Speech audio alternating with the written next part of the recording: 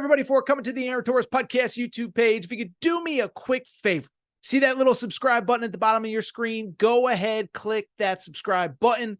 Really does help our channel grow, our audience grow, and I really do appreciate it more than you know. So click that subscribe button. Appreciate your support. Now, here's the video that you came here for. I want to do a little bit of a follow-up from a topic that we discussed on Monday's Aaron Torres pod on Monday morning. That was Coach Prime, the Colorado Buffaloes, and their absolute meltdown on Friday night against the Stanford Cardinal.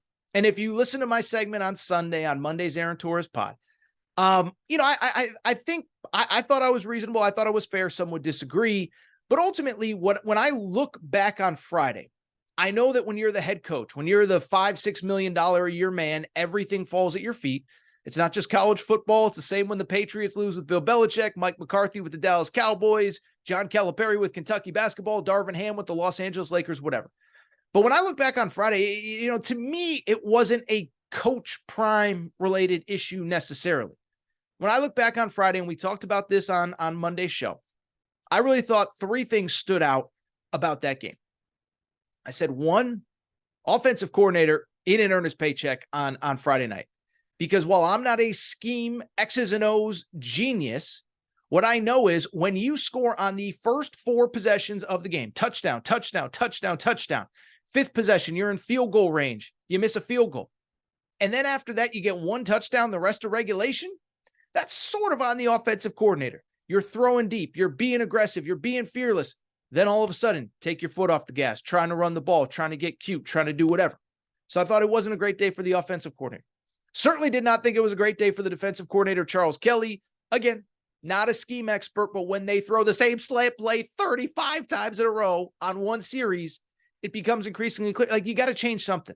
And it's the same with the offense. You can't go basically scoreless after jumping out to a 29-0 lead. You can't give up 36 second half points or whatever it was if you're the Colorado defense either. And then three, I really thought part of this is, I think some of it's on the players, right? And I'm not excusing Coach Prime, and we talked about this on Monday's show. But at the end of the day, it does feel like there's a little bit of a sense of entitlement that's kind of came into that program, right? The idea that because all these kids play for Coach Prime, because they play for the most prominent, maybe well-known coach in all of college football. He is the most well-known coach just based on his history as an athlete. But being part of that team, being part of that program, being part of that ecosystem, it just feels like there's a sense of entitlement that they feel like because they play for Coach Prime, that they are Coach Prime, that they've accomplished what Coach Prime has accomplished. Well, with respect, they're young kids. I get it. It's an Instagram, social media, TikTok world. And everybody wants to post, and everybody wants to this, and everybody wants to that. But over the last couple of weeks, I see a lot of substance. I see a lot of sizzle, not a lot of steak. And it does feel like this team is, I don't know if the team is regressing as much as the effort is regressing, a little too many dumb little things happening after the whistle, dumb penalties, whatever. So that was kind of my takeaway on Monday's show. And I got crushed for it. Oh, Torres, how can you not blame anything on Coach Prime? And I get it. It's my job. I'm here to take criticism. I can handle it. I'm a big boy.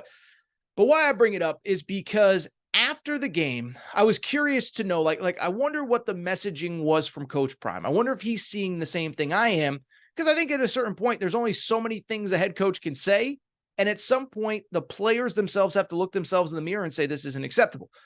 Well, we got video on Monday out of the Colorado locker room on Friday night. And boy, oh boy, oh boy, did Coach Prime not hold back. The video, of course, coming via well-off media. That is his son's media company, Deion Sanders Jr. Deion Sanders Jr. does an incredible job. And here was the video. Here was what Coach Prime had to say after the game. He said, you're not going to be taken care of.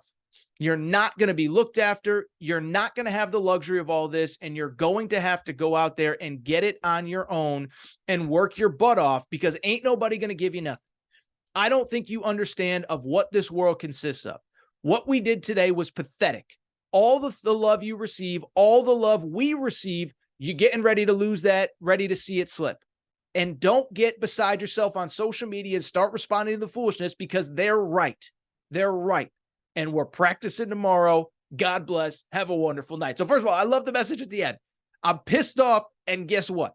I know it's a bye week. I'll see y'all at 6 a.m. Be taped, ready to hit. But in the bigger picture, a lot of what Coach Prime's messaging is exactly what I try to say on Monday. And what I try to say on Monday is, again, I get it. At the end of the day, everything falls on the head coach, and especially in college football of all sports, it should. I get it. These are some of the highest paid people in sports. They're the highest paid state employees in their respective states. Nick Saban's the highest paid state employee in Alabama. Same with Jim Harbaugh. Same with Ryan Day, whatever. But what I also said was that at a certain point, there's only so much a coach can do.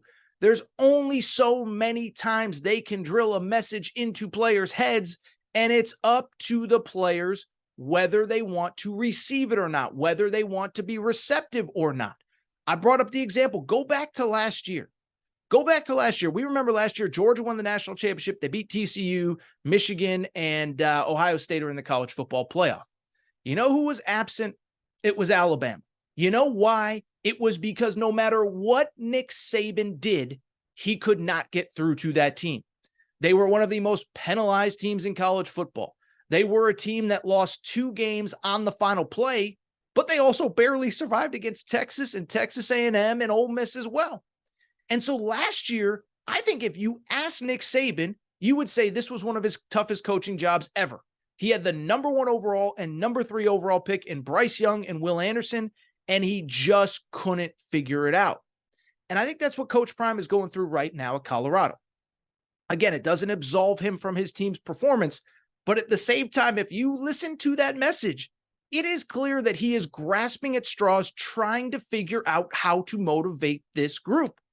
And again, it goes back to what I said. Listen to the messaging from him. The one thing about Coach Prime, he is brutally honest. He's going to tell you exactly how he feels all the time. And if you listen closely, essentially since the Oregon game 4 weeks ago, that was week 4. Okay. We just finished week 7. So we had Oregon, USC, Arizona State, Stanford. Since the Oregon game, he has been publicly trying to get through to these kids. He was saying before the Oregon game, don't believe the hype. Don't believe everything. Worry about the guys inside this building. Then they got their butts kicked, and that's okay. That's part of sports. That's part of learning. Then beyond that, after Arizona State, what did he say? We played like hot garbage. We talked about it on this show. It's not just about whether you win and whether you lose. It's about a standard, in Colorado football, even in a win, did not live up to a standard. Then he said it after Stanford. He said, I got a bunch of guys that like football. I need a bunch of guys that love football. And I give Coach Prime credit because I truly believe in his heart of hearts, he is grasping and trying to figure out how to motivate these guys. And I give him credit because what he said is 100% correct. He said, you guys, again, listen to what he said at the end. All the love you receive, all the love we receive, you're getting ready to see that flip. What he's basically saying is you guys have been nothing but positive publicly. Well, guess what? You're going to get a lot of negativity to come your way this week. But this is the part that I love. And he said, don't get beside yourself on social media and start responding to the foolishness because they're right. What he's basically saying is to his players is this, is guys, if people start chirping at you in your comments, you took all the love and all the this and all the that, and you took all the praise and everybody's saying how good you are. Well, Coach Prime is saying, well, guess what? They're going to flip now. And you can't get all in your feelings when they say that because they're right. We're not a very good football team right now. And so I love the messaging. Again, I think he is doing everything he can to get through to this group of guys. And the only thing I can say is I think coming out of that bye, we're going to see some changes in that program. I don't know if it's new players in the starting lineup. I don't know what it is. But what I do believe is what has allowed things to kind of go sideways here in the middle of the season. You start out 3-0. You're 1-3 since. Now, 2 of those teams were top 20 teams in Oregon and USC. But you're 1-3 since. You just blew a 29-point lead. I expect to see some major changes. I expect to see some guys move up and down the depth chart. I expect to see the guys that are willing to put in the work get time. And the other thing I will say, be ready for another major overhaul this offseason, because I think Coach Prime is going to have his core group of guys, coming into the season, it was probably 10 or 15. Now he's probably going to have 30 to 40 that he says, these are the guys that I can ride with, to use his own terms from Friday night. Are these the guys that like football, or are these the guys that love football? I think he's going to make sure he keeps the guys that love football and get rid of the ones that just like them. But I think change is coming, and I think it's coming quick. Because if you think that this standard, this level is acceptable for this guy, it's not. And I know everyone's going to say, oh, Torres, this is his first year at Colorado. What do you even know? I'm just telling you, I watched all those documentaries at Jackson State, the one that Barstool did, the one that Amazon did. And this guy, he's got no patience for nonsense, no patience for foolishness. And again, no patience for guys that aren't going to live up to his standard. Go back, watch the Barstool documentary, watch the Amazon documentary. This ain't his first rodeo. He is not putting up with nonsense. And like I said, I expect a lot of changes in the coming weeks, but more importantly, I expect a ton of changes this offseason. And I think, he said it before, this is the worst team he's going to have. I still believe that. I believe that right now he's figuring out who can I trust, who can I ride with, and who needs to find somewhere else to play. Because the one thing with Coach Prime, if you're not committed to football, you ain't sticking around. If you enjoyed this video, do me a quick favor, subscribe to this channel, the Aaron Torres Pod YouTube channel. Also, new episodes of the Aaron Torres Podcast every Monday, Wednesday, Friday, wherever you get your podcast.